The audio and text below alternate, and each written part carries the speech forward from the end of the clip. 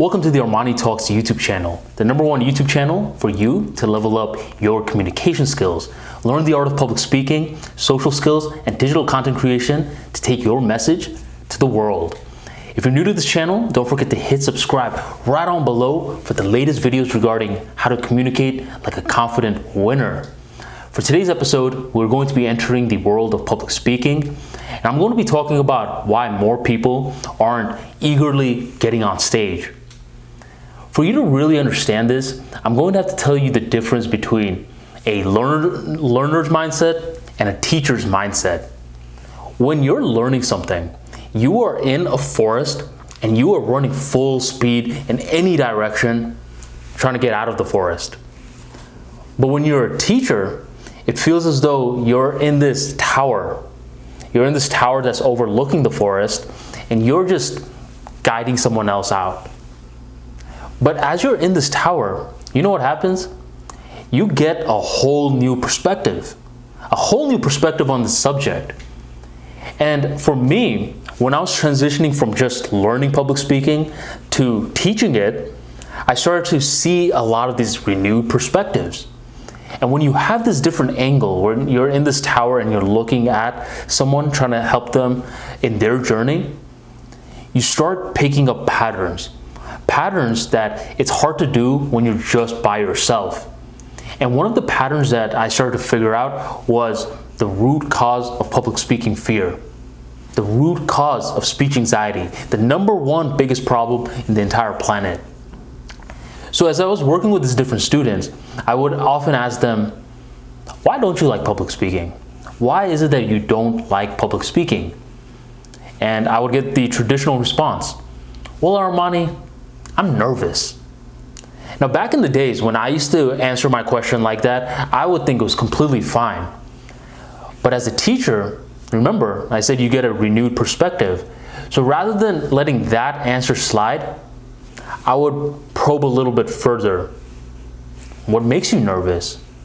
They would respond, and then I would probe a little bit further and further and further. And the further that you probe, the closer to the truth that you get. And from every single person that I was mentoring in Toastmasters at the time, they were from different religions, different cultures, different ethnicities, different genders. All their problems led to one similarity. They were nervous because it felt as though that they were going to fail when they got on stage. But to take it even a little bit further, they felt as though their voice was going to be quivering. It was really fascinating. It was by far one of the most fascinating discoveries that I made, where all the people that I was talking to, their main fear was that their voice was going to be quivering in front of all these people, and all these other people were going to be able to tell how nervous they are, like physically see how nervous they are. That was their biggest fear. It wasn't about creating a speech, messing up a few filler words. It was something much, much deeper. It was all emotional, an emotional fear about the quivering voice. Is the quivering voice bad? Well, depends.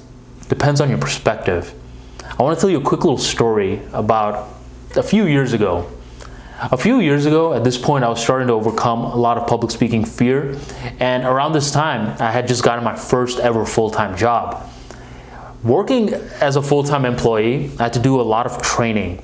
And one day, my manager came up to me and said a bunch of the new employees, around 20 to 30 of them, we were going to be sent to New Jersey, and we were going to train for the next 2 months. Within the first month of training, it was all bookwork, learning about the rules of the company culture, doing some tests, doing some training, the basics. But for the second month, it was much, much more interactive. For the first 2 weeks of the second month, my trainer said that we were going to be giving a lot more presentations, a lot more speeches. But there was a catch.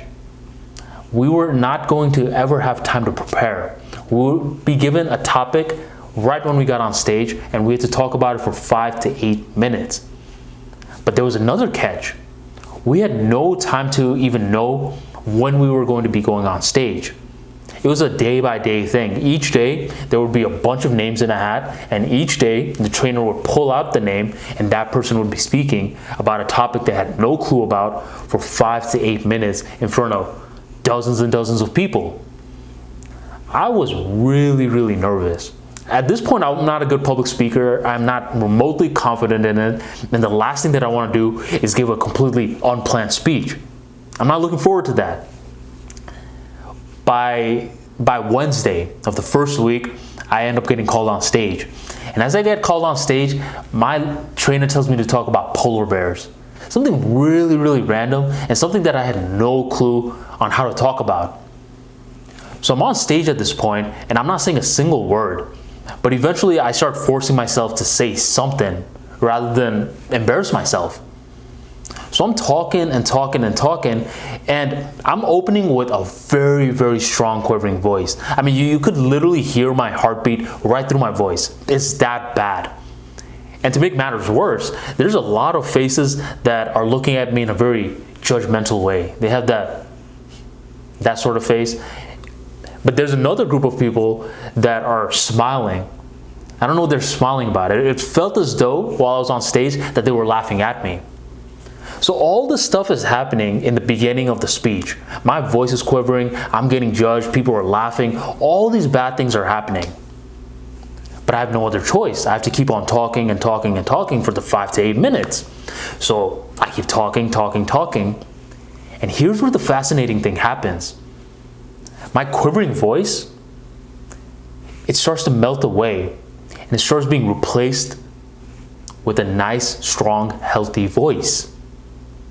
And eventually for the rest of the minutes of the presentation, I start doing a really good job. Such a good job to a point where a bunch of the kids come to me afterwards and they start asking me, well, Armani, how do I prepare? My speech is still coming up.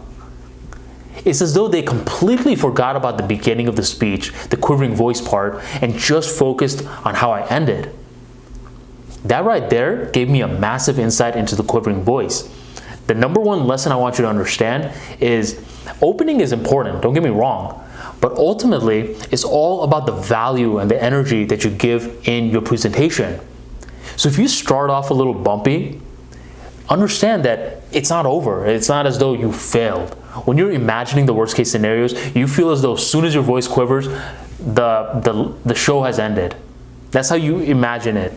But in a real world scenario, you still keep on continuing, and the more that you're exposing your subconscious mind to this setting, the more that the nerves are melting away, and the more you can start focusing on your message again. People remember how you made them feel throughout and the value that they got at the end of your presentation. Remember that. Don't let quivering voice stop you from even getting on stage and continuing. One of the worst mistakes you can make. So that's the mentality side to it. Now let's talk about the physical side. How is it that you can melt the quivering voice even quicker? Here's the massive insight. It all comes down to your body.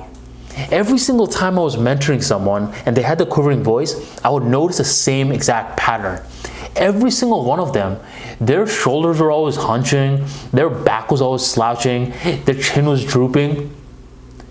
And you know why that was?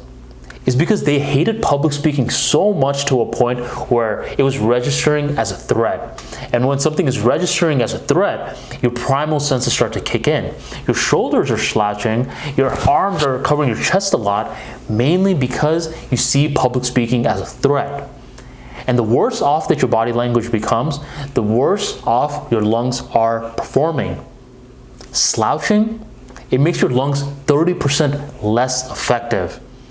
Less effective lungs lead to restricted airflow. What do you think your voice is?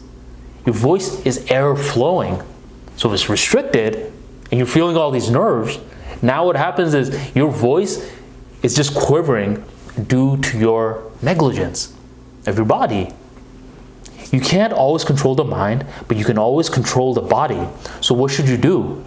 Force yourself to make your shoulders big, chest out. Put your palms down.